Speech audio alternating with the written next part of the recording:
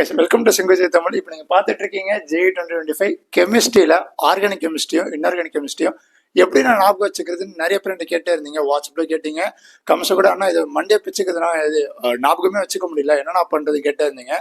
இப்போ நம்ம கிட்டத்தட்ட இருக்கிறது ஒரு 40 நாள் 50 நாள் தான் இருக்குது. ஒரு 40-50 நாளில் கிளியராக நம்ம ஆர்கானிக்கோ இன்ஆர்கானிக்கோ எப்படி நம்ம மாஸ்டர் பண்ணுறதுன்னு வீட்டில் சொல்ல போகிறேன். முதல்ல நான் ஒரு பிளான் வச்சிருக்கேன். இப்போ பிளான் போட்டிருக்க பாருங்க. அந்த பிளான் நீங்கள் ஃபாலோ பண்ணிங்கனாலே ஈஸியாக நம்ம மார்க் வாங்கிடலாம். இன்னொன்று ஸ்ட்ராட்டஜி ஃபார் ரிமெம்பரிங். நான் அந்த எப்படி ரிமெம்பர் பண்ணுறது, எப்படி அந்த பிளானை ஃபாலோ பண்ணுறது எல்லாமே நான் சொல்கிறேன். ஸோ முதல்ல நம்ம வந்துட்டு ஆர்கானிக்கில் நம்ம டார்கெட் மட்டும் வச்சுப்போம். ஃபிசிக்கலை விட்டுருங்க. டோட்டலாக ஆர்கானிக் இன்ஆர்கானிக் நான் வந்துட்டு அந்த 40 சாப்டர்ஸ் சொல்லியிருந்தேன்ல, இந்த வாட்டியும் சாப்டர்ஸ் கொண்டு வந்திருக்கேன். ஸோ இப்போ ஆர்கானிக்ல டார்கெட் 30 நான் போட்டிருக்கேன், இன்ஆர்கானிக்ல டார்கெட் 20 போட்டிருக்கேன். இப்போ டோட்டலாகவே நீங்கள் 50. ஸோ இந்த பிளான் நீங்கள் ஃபாலோ பண்ணி இந்த ஸ்ட்ராட்டஜியை ஃபாலோ பண்ணிங்கனாலே எனக்காக நீங்கள் 50 மார்க் வாங்கிறேன்னு தெரிஞ்சுன்னா கண்டிப்பாக கமெண்ட் பண்ணுங்க. இன்னொன்று என்னன்னா, முதல்ல சாப்டர்ஸை சொல்லிடுறேன். சாப்டர்ஸ் அப்படின்னு வரும்போது உங்களுக்கு தெரிஞ்சது எப்பயுமே நான் சொல்றது மட்டும்தான். GOC, hydrocarbons, alkanes, haloarenes, alcohols, phenols, ethers, aldehydes, ketones, carbohydrate, amines, biomolecules. முதல்ல நீங்க ஆர்கானிக்னா என்ன புரிஞ்சுக்கணும். என்னன்னா, ஆர்கானிக் வந்துட்டு சிம்பிள் டைரக்டா தான் கேட்பாங்க. நீங்க முதல்ல ஆர்கானிக்கு ஏன் டஃபா இருக்கு கேட்பாங்க, இன்டர் ரிலேட்டடா கேட்பாங்க. இப்போ நீங்க வந்துட்டு ஒரு கொஸ்டின் வந்துட்டு ஹைட்ரோகார்பன்ஸ்ல மட்டும் நீங்க எக்ஸ்பெக்ட் பண்ண முடியாது. ஸோ புரியுதா? ஹைட்ரோகார்பன்ஸ் ரெண்டுமே கலந்து ஒரு கொஸ்டின் கேட்பாங்க. ஆனா ரெண்டுமே டைரக்டா தான் இருக்கும். எப்படி சொல்றது, நீங்க என்சிஆர்டி படிக்கிறீங்க, லைன் பை லைன் படிக்கிறீங்கன்னா கூட ஹைட்ரோகார்பன்ஸ்ல ஒரு டாபிக் இருக்கும், ஆல்கேன்ஸ் அலோரின்ஸ் டாபிக் இருக்கும், கலந்து தான் கேட்பாங்க தவிர ஆனா டைரக்டா நீங்க படிச்சது தான் இருக்கும். இன்டர் ரிலேட்டட் தான். ஒரு எக்ஸாம்பிள் நான் சொல்ல அப்படி பார்க்கும்போது, நீங்க இப்ப பென்சின் இருக்கு. ஸோ பென்சின் டு நீங்க இதை கன்வெர்ட் பண்ணணும்னு வச்சுக்கோங்களேன். என்ன ரியேஜென்ட்லாம் யூஸ் பண்ணி நீங்க கன்வெர்ட் பண்ணுவீங்கன்ட்டு 2 சாப்டர் இருக்கு. முதல்ல இப்ப இது கன்வர்ஷனுக்கு முதல்ல ஹைட்ரோகார்பன் சாப்டர்ல EAS படிப்பீங்க. அதுக்கப்புறமா அமைன்ஸ் சாப்டர்ல டையோசைன் சால்ட்டை போட்டு கண்டுபிடிப்பீங்க. ஸோ இது எல்லாமே இன்டர்ரிலேட்டட் டாபிக்ஸா தான் இருக்கும். அதை முதல்ல நீங்க புரிஞ்சுக்கீங்க. ஏன்னா இப்ப நீங்க வந்துட்டு ஹைட்ரோகார்பன்ஸ் மட்டும் படிச்சுட்டு நான் மார்க் வாங்கிடுவேன் அப்படின்னு கிடையாது. நான் எல்லா விஷயம் சொல்லியிருப்பேன். GOC 3, ஹைட்ரோகார்பன்ஸ் 1, ஆல்கேன்ஸ் அலோரின்ஸ் 1, ஆல்கோல்ஸ் ஃபினால்ஸ் 1, எல்லாமே 1 போட்டிருப்பேன். அந்த 1 இருக்குல்ல, எல்லாமே கலந்த டாபிக்ஸ் மட்டும்தான். எல்லாமே டோட்டலா நீங்க வந்து 40 மார்க் கேட்பாங்க. நான் 40 மார்க் கொண்டு வரலன்னா கூட 30 அப்படின்னு வச்சிருக்கேன். 40 டார்கெட், அப்பதான் நம்ம 30க்கே ரீச் பண்ணுவோம். ஸோ புரியுதா?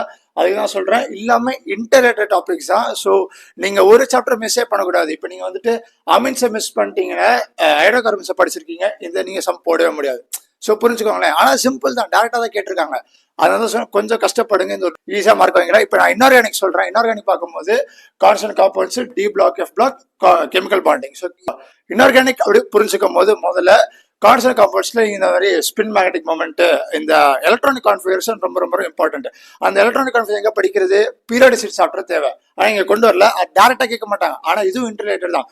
பீரியாடிசிட்டி சாப்டர்ல வந்துட்டு நீங்க எலக்ட்ரானிக் கான்ஃபிகரேஷன் படிச்சதுக்கு அப்புறமா தான் உங்களுக்கு புரியும் இதெல்லாம் யூஸ் ஆகும், இதுல யூஸ் ஆகும். D block, F blockல F block அவ்வளோ எக்ஸப்ஷன்ஸ். அதுக்கப்புறம் D blockல எக்ஸப்ஷன்ஸ் நிறைய இருக்கு. இந்த கெமிக்கல் பாண்டிங் போட்டிருக்கல, அது ஆர்கானிக்ல யூஸ் ஆகும். ஸோ நான் கிட்டத்தட்ட இவ்வளவு மட்டும் கொண்டு வந்திருக்கேன். இந்த 10 சாப்டர் மட்டும் புரிஞ்சு படிச்சுக்கோங்களேன். நான் இப்ப பிளான சொல்றேன். எதுக்கு நான் புரிஞ்சு படிக்க சொல்லும் போது, முதல்ல நான் வந்துட்டு எப்படி படிக்கிறத சொல்லிடுறேன். ஸோ ஆர்கானிக்ல வந்துட்டு முதல்ல reaction mechanism, named reactions, functional groups. நீங்க இங்க உட்காந்துருக்கீங்க, இது வந்து டெக்ஸ்ட் புக்கு, இது நீங்க ஒரு ரஃப் நோட்டு. இந்த 2 எப்பயுமே இருக்கணும். ஆர்கானிக் எதுவா என்ன படிச்சாலும் நீங்க வந்துட்டு ஒரு புக்கை வச்சு எழுதி படிக்க ட்ரை பண்ணுங்க. அப்பதான் மண்டியில ரெஜிஸ்டர் ஆகும். ஏன்னா இது ஃபுல் அண்ட் ஃபுல் கண்டென்ட் மட்டும் தான், மேக்ஸிமம் சம் போட போறது இல்லை. So got it.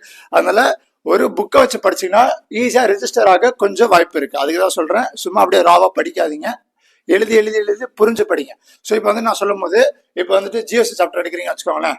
நான் இந்த 10 சாப்டர் கொண்டு வந்திருக்கேன். நம்ம டார்கெட்னா 10 சாப்டர்ஸ் வந்து நீங்க 10 டேஸ்ல முடிக்கணும். ஏன்னா இது வந்துட்டு ரிவிஷன் பீரியட் தான். ஏன்னா கிட்டத்தட்ட ஒரு 50 நாள் தான் இருக்கு JEE மெயின்க்கு. ஸோ ரிவிஷன் பீரியட் என்ன பண்ணீங்க, டெய்லி ஒரு சாப்டர் முடிக்கணும்னு சொல்லியிருந்தேன். அதான் ஃபாலோ பண்ண போறீங்க. 10 சாப்டர்ஸ் வந்துட்டு 10 டேஸ்ல முடிக்கிறீங்க. 7 + 3, 7 ஆர்கானிக், 3 இன்ஆர்கானிக். ஸோ புரிஞ்சுதா? ஸோ இப்போ வந்துட்டு 10 சாப்டர்ஸ் 10 டேஸ்ல வந்துட்டு ஃபர்ஸ்ட் டே GOC முடிக்கிறீங்களா? GOC படிச்சுட்டு இருக்கும் போது இங்க எழுதி வைக்கிறீங்க ஷார்ட் நோட்ஸ். முதல்ல எழுதி வச்சிருக்கணும். நிறைய பேர் எழுதி பண்ணலன்னு சொல்லியிருந்தீங்க, அதுக்காக தான் சொல்றேன். முதல்ல நீங்க ஷார்ட் நோட்ஸ் எடுக்கணும். ஸோ ஷார்ட் நோட்ஸ் எடுத்து வச்சுக்கணும். GOC ஃபர்ஸ்ட் டே மாதிரி தான். செகண்ட் டே வந்துட்டு ஹைட்ரோகார்பன்ஸ், 3rd டே, 4th டே, 5th டே, 6th டே, 7th டே. புரியுதா? 8th, 9th, 10th. ஸோ 10 டேஸ்ல நீங்க 10 சாப்டர்ஸ் முடிச்சிருக்கணும். என்ன அது மெயின் அப்படி பார்க்கும்போது, இப்போ நீங்க 1 hourல வந்துட்டு நீங்க ஒரு சாப்டர் முடிக்கிறீங்கன்னா ஒரு 30 minutes இது ஃபர்ஸ்ட் டேனால ஒரு 1 ஹவர்ல முடிச்சு ஓகே காட் இட் முடிஞ்சு. செகண்ட் இருக்குல்ல, செகண்ட் டே அடுத்த 1 ஹவர் வந்துட்டு புது சாப்டர் படிப்பீங்க. இந்த 30 மினிட்ஸ் சொன்னல, இந்த 30 மினிட்ஸ் வந்துட்டு இந்த ஃபர்ஸ்ட் சாப்டர் ரிவைஸ் பண்ணும். ஒரு நாளும் ரிவிஷன் பீரியடும் போகணும், ஒரு நாளும் நீங்க படிச்சுக்கிட்டே இருக்கணும். புரிஞ்சுதா? இதை மட்டும் நீங்க ஃபாலோ பண்ணுங்க. ஈஸியா நம்ம இப்ப நீங்க 10th டே பார்க்கும்போது 10 சாப்டர்ஸ் முடிச்சிருப்பீங்க. ½ அன் ஹவர்ல, ஏன்னா குமுலேட்டிவா தானே போயிட்டு இருக்கீங்க. ஒரு சாப்டர் முடிக்கிறீங்க, அடுத்த நாள் ரிவைஸ் பண்றீங்க, ஒரு சாப்டர் முடிக்கிறீங்க, 2 சாப்டர் ரிவைஸ் பண்றீங்க, 3 சாப்டர் முடிக்கிறீங்க, 3 சாப்டர் ரிவைஸ் பண்றீங்க. அது மாதிரி இன்க்ரீஸ் ஆகிட்டே போயிட்டு இருக்கு. ஸோ டெய்லி ரிவைஸ் பண்ணிட்டு வந்திருக்கீங்க. 10th டேல 10 சாப்டர்ஸ் முடிச்சிருப்பீங்க. ஸோ 11th டே ஆன்வர்ட்ஸ் நீங்க வந்து டெய்லி கெமிஸ்ட்ரி ஆர்கானிக் ஒரு ½ அன் ஹவர், இன்ஆர்கானிக் ஒரு ½ அன் ஹவர், டெய்லி ஒரு 1 ஹவர், பிசிக்கலுக்கு 1 ஹவர் ஃபுல்லா ப்ராப்ளம் சால்விங் போயிருங்க. ஆர்கானிக் அண்ட் இன்ஆர்கானிக் ஒரு 1 ஹவர் 30 மினிட்ஸ் டைம் கொடுத்து நீங்க பண்ணீங்கனாலே அவ்வளோ ரெஜிஸ்டர் ஆகிடும் மண்டேல. ஏன்னா அப்படி ரிவிஷன் பண்ணுவீங்க. ஸோ புரியுதா? டெய்லி படிக்கிறேன் எழுதி நான் என்ன சொல்றேன், ஒரு நோட்டு போட்டுக்க சொன்னேன். அந்த நோட்ல இந்த மாதிரி லைன் பை லைன் எழுதி படிக்கிறீங்க. உங்கள்கிட்ட நோட்ஸ் இருக்கும், கோச்சிங் நோட்ஸா இருந்தால் பரவாயில்ல, என்சாட் இருந்தாலும் பரவாயில்ல, இல்லாம டேட்டா தான் கேட்பாங்க ஜெய் மெயினை பொறுத்த வரைக்கும். அதான் சொல்றேன், முதல்ல எழுதி வச்சுட்டு டெய்லி இந்த நோட்ஸை பத்திரமா ஜெய்மே செஷன் வரைக்கும் வச்சுக்கிட்டு, செஷன் 2 ஆஸ் வெல் எல்லாத்துக்கும் வச்சுக்கிட்டு எழுதி படிச்சுட்டு ரிவைஸ் பண்ணிட்டு இன்னைக்கு டேட் அப்படி பார்க்கும்போது 7th டிசம்பர்.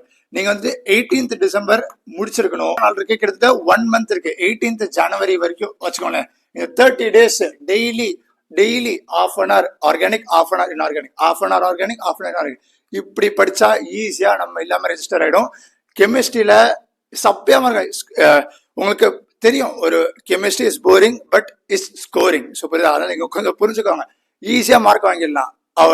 நான் இப்ப இந்த சாப்டர்ஸ்ல மட்டும் உங்களுக்கு என்ன சொல்லியிருந்தேன்னா 50 மார்க் சொல்லியிருந்தேன். இது தவிர்த்து உங்களுக்கு பிசிக்கல் இருக்கு. பிசிக்கல்ல நீங்க வந்துட்டு ஒரு 25-30 வாங்கினா கூட கெமிஸ்ட்ரியில 80 வாங்கிடலாம். இதுவே டாப்ல போயிடும். அதுக்கு நான் சொல்றேன், கொஞ்சம் புரிஞ்சு படிங்க, இதை ஃபாலோ பண்ணுங்க. அப்படி ரெஜிஸ்டர் மறக்கவே மறக்காது. ஏன்னா இதான் ஒரே ஒரு வழி. வேணா டெய்லி படிச்சா டெய்லி ரைஸ் பண்ணாதான் மண்டேல ரெஜிஸ்டர் ஆகும், வேற ரெஜிஸ்டர் ஆகாது. இன்ஆர்கானிக் அப்படி பார்க்கும்போது ஃபேக்சுவல் எக்ஸப்ஷன்ஸ் எதுவும் பண்ண முடியாது, கண்டிப்பா நான் வச்சுதானோ. அதுக்கு தான் எழுதி படிக்க சொல்றேன். Next reactions. இப்போ நீங்க கான்ஸ்டன்ட் காம்பவுண்ட்ஸ்ல பார்க்கும்போது KMnO4 இருக்கு, காம்பவுண்ட் கொடுத்துருப்பாங்க. ஸோ அது என்ன ரியாக்ஷன்ஸ் இருக்கு, ஒரு பிஓக்யூல பார்க்கும்போது உங்களுக்கே தெரிஞ்சுக்கும், இப்படி போட்டா எப்படி வரும். Next periodic table. எதுக்கு நான் பீரியாடிக் டேபிள் சொல்றேன், எலக்ட்ரானிக் கான்ஃபிகரேஷன். அது ரொம்ப ரொம்ப ரொம்ப முக்கியம். உங்களுக்கு கான்ஸ்டன்ட் காம்பவுண்ட்ஸ்ல யூஸ் ஆகும், டீப் லாப்லக்கு யூஸ் ஆகும், எல்லா சாப்டர்ஸ்லயும் யூஸ் ஆகும். வேற வழியே கிடையாது. நீங்க எழுதி படிச்சாதான் ஒரே வாய்ப்பு. நிறைய பேர் கேட்டிருந்தீங்க, அதுக்காக தான் இந்த வீடியோ போட்டிருந்தேன். ஒன்னு புரிஞ்சுக்கோங்க, இது போரிங்கா தான் இருக்கும் இந்த பீரியட் ஃபுல்லா. ஏன்னா எதுவும் பண்ண முடியாது, மார்க் வாங்கினாலும் அப்பதான் சீட்டு கிடைக்கும். ஆனா இட்ஸ் வொர்த் இட், அதுக்கு தான் சொல்ல வரேன். ஸோ புரியுதா? என்ன டவுட்ஸ் இருந்தால் கமெண்ட்ஸ் கேளுங்க. வாட்ஸ்அப்ல ஜாயின் பண்ணி சீக்கிரமா ஜாயின் பண்ணிக்கோங்க. என்ன டவுட்ஸ் இருந்தால் வாட்ஸ்அப்ல கேளுங்க, எல்லாத்துக்கும் ரிப்ளை பண்ண. So stay tuned, all the best, பார்ப்போம்.